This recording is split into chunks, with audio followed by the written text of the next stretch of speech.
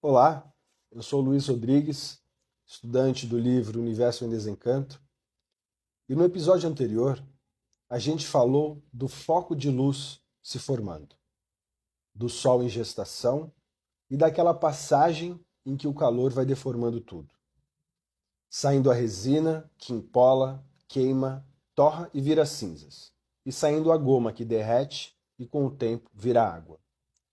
Só que tem um ponto importante que eu não deixei tão claro ali no episódio 4 e que eu queria esclarecer agora. Por isso eu vou abrir o episódio 5 falando sobre isso. Porque isso muda o jeito da gente olhar o livro e olhar o mundo. O livro não está falando de resina e goma como palavras soltas. Ele chega e afirma de forma direta que resina e goma são terra e água. O texto diz que as virtudes foram ficando reunidas no Sol, na Lua, nas estrelas, na resina e na goma, que são terra e água. E completa que daí surgiram os vegetais e os animais provenientes da deformação. Ou seja, na linguagem do livro, o que a gente chama hoje de terra e água não são elementos neutros, como se sempre estivessem em estado aí. Terra e água entram como resultado de um processo de deformação. E isso dá uma sensação muito concreta. Como se o chão que a gente pisa, esse mundo com diferentes tipos de terra, diferentes solos, diferentes paisagens, esse chão carregasse em si marcas dessa deformação, não sendo por igual, em sim em diversos lugares, como o trecho da resina já dizia. E tem mais. O texto do livro não para na ideia. Ele descreve como essa terra vai se modificando e como a água vai moldando o mapa do mundo.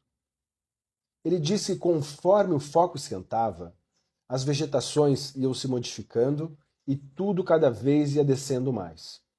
E depois veio uma passagem forte. A água penetrando por baixo da cinza amoleceu certas partes, e estas vieram a desaparecer, submergir, porque sumiram e viraram água. Aí o livro conclui com uma frase que parece geografia nascendo dentro da cosmogonia. Vieram então aí essas divisões das terras, dos países. As partes mais sólidas ficaram, os países que aí estão. E as partes não sólidas afundaram, e os povos ficaram separados pela água. E ele ainda diz: a água fez a divisão das terras, com o tempo é que puseram o nome de terra. Para eu visualizar melhor, eu imagino o mundo como uma superfície em transformação lenta. Lugares que endurecem e ficam, lugares que cedem e afundam.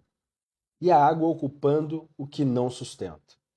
E o livro chega a marcar isso com uma frase, ele fala do 13º degrau, quando a água penetra em grande extensão por baixo da cinza da resina, as partes sólidas ficam, as não sólidas descem, e a água toma conta desses lugares, originando as separações das terras. Então, antes da gente entrar no assunto de micróbios e corpos, eu queria deixar esse quadro bem firme. Na narrativa do livro, existe um fio que liga virtudes reunidas, foco de luz, sol, resina e goma, terra e água, vegetações se modificando, divisões das terras e dos países. Isso aqui dá uma sensação concreta de cenário. A queda não é só uma ideia abstrata, ela vira paisagem, chão e mapa. Agora sim entra o clima do capítulo 5. Porque depois que o livro assenta esse chão e essa água como resultado do processo, ele dá mais um passo. E é aqui que a história muda de temperatura. Ela entra numa palavra que parece até baixa demais para um assunto tão grande: apodrecer. O texto descreve com uma simplicidade quase brutal. A água penetra na cinza e com o tempo a faz apodrecer, começando a gerar micróbios. E ele crava: nesta altura é que começou a geração dos corpos. Não é uma origem de vitrine, não é um começo limpo e brilhante.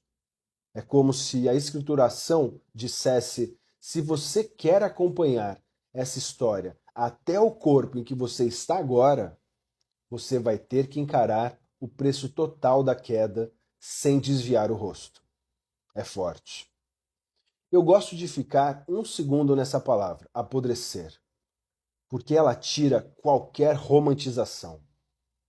Ela dá cheiro para a narrativa. Ela diz que o buraco não é metáfora decorativa. O buraco tem matéria, tem processo, tem consequência. É uma cozinha cósmica onde calor, água e resíduo viram outra coisa. E aí, quando a gente coloca essa cena lado a lado com o mapa da ciência, me aparece um paralelo muito interessante.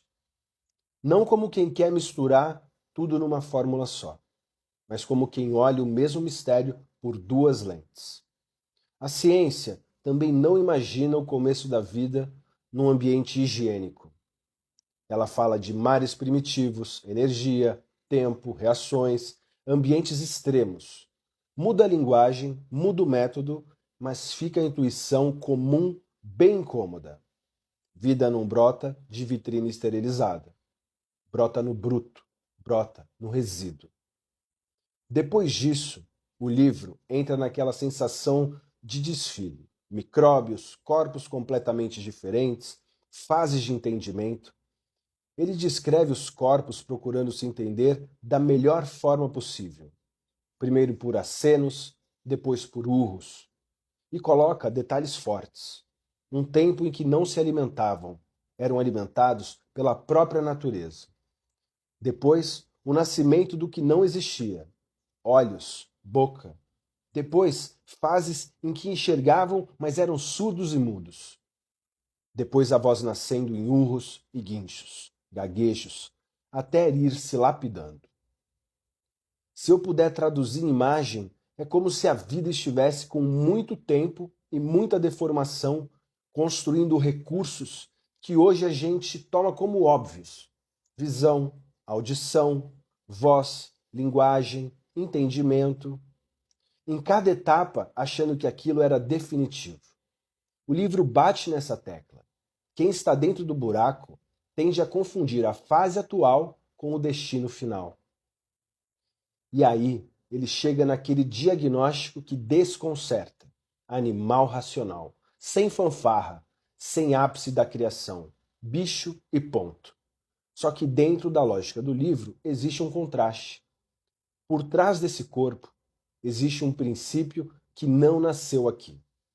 E talvez seja por isso que, mesmo cercado de natureza, tecnologia e rotina, o ser humano sente, às vezes, um estranhamento.